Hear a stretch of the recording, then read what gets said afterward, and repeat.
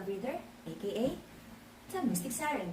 If you're manifesting love and abundance, I got something very special for you. I have your all authentic and high quality crystals blessed and ritualized by the Enlightened Guide. Black tourmaline for grounding and protection. Brazilian citrine for attraction of money and abundance. Madagascar rose quartz for attraction of love and harmonious relationship. And of course, our lucky red string bracelet with jade charm to attract love and money. PM me kung paano ka magkaroon ng high quality, blessed and ritualized na crystals na to. Welcome to your May bonus reading for all the air signs, Gemini, Libra, and Aqua. Kamusta ang mga air signs? Kamusta ang mga overthinker and intellectual signs? Kamusta na yan? Anong bagong kinakareer na i-overthink? Okay. This is for all the air signs, Gemini, Libra, Aqua. Bonus reading for the month of May. Last two shuffles for all the air sign. Last two shuffles. Hindi, tatlo pa. Gusto ko tatlo pa. Air signs, air signs, air signs. Ano ang nagaganap sa lahat ng air signs? This is your bonus reading. PM me for your personal reading. Air signs, Gemini, Libra, Aqua for the month of May. Ooh.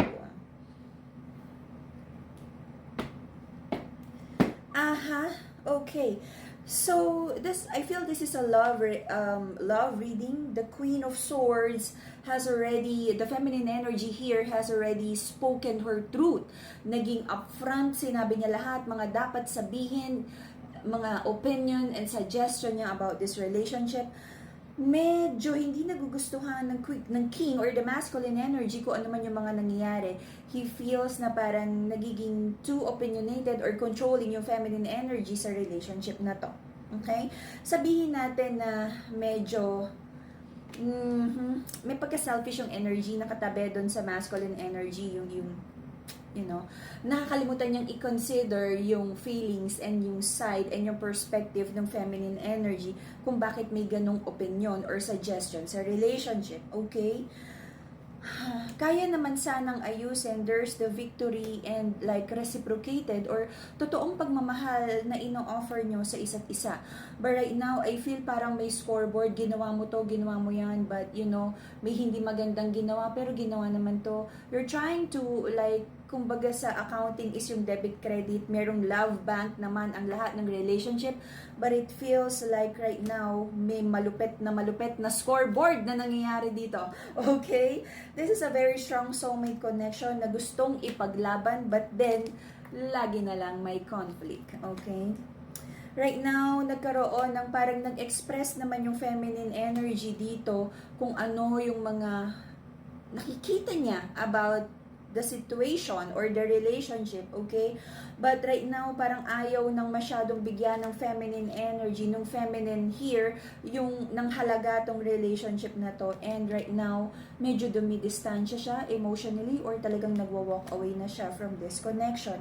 Ang daming disagreements, kaya nagkaroon ng holding back of offer of love. It's like parang too back-breaking for the both of you to continue with this, okay? Nagkaroon ng decision to start over. And parang you feel na parang this is like the wisest thing to do, to start over. Tingnan natin kung ano tong starting over na to na nangyari. Is this starting over clean slate or talagang walking away na? So in the past, nagkaroon ng like good news or nakarinig ng balita about someone from malayo. Pwede rin tong long distance relationship or may gap sa communication but nagkaroon naman ng communication in the past, avoiding conflict energy na maraming bagay na hindi na-address ng tama and you're trying to build with alam mo yun, with the ruins of kung naging on and off to, you're trying to rebuild the foundation of the relationship with the debris, yung ruins nung past, na dapat tinapon na yon and may dala kayong mga bagong materials for this relationship to flourish, alam mo yon, but you're trying to build again with the old stuff. Recent past, there's the Emperor here, very controlling, very stubborn energy. Ito yung nahihirapan to na makita yung sarili niya, to look himself in the mirror and to really do self-check. Nagkaroon ng holding back of offer of love, reconnection, rekindling of the relationship, but same old patterns. So, ang sabi ng feminine, hindi pwede na ganito, hindi pwedeng nagkakaroon ng reconnection and reconciliation, but then same old toxic habits yung umaandar sa relationship. May prayers and manifestations na kung ano man yung mga pinaghihirapan ay magkaroon ng magandang outcome, harvest time, good news, good results. Okay. Yung masculine energy, very, parang, hindi na nga, nagpe-pray siya, no, na maging okay tong relationship, but hindi na siya ganun ka-hopeful. Parang aware na rin yung masculine here na marami na rin nasira sa relationship na to. Okay? So, air sign right now, atras abante ka, hindi mo alam kung ano pa ba talaga yung kahihinat na ng relationship na to. Very uncertain, very shaky. Hindi mo na rin alam ano pa ba, itutuloy pa ba or not. Your person, very, kung ano man yung opinion ng person mo, whether kung yung partner mo ang mas nagpo-pursue, very strong siya sa opinion niya, sa decision niya na ipupursue niya tong relationship na to. Pero air signs, if yung person mo is like, ang decision niya is medyo lumayo muna, I feel na may hirapan kang baguhin yung decision niya, okay?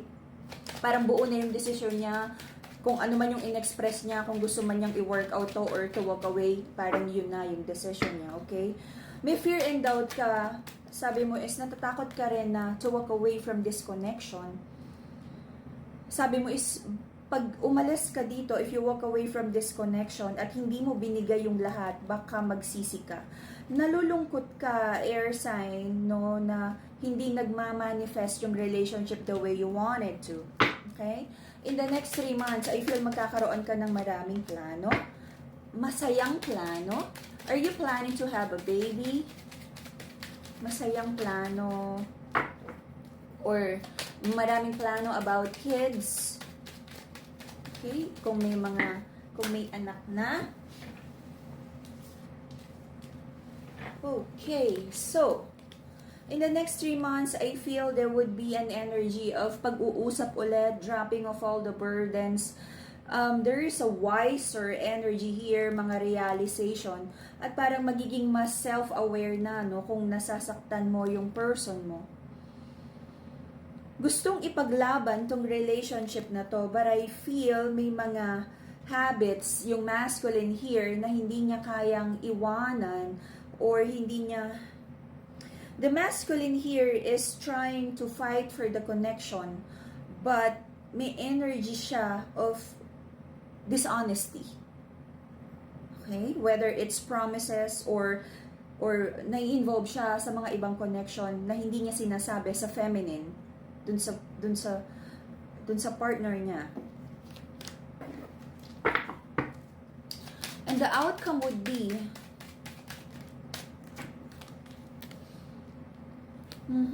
I feel the masculine energy is entertaining other love interest here, and I don't know, parang magkakausap tong mga babae na to.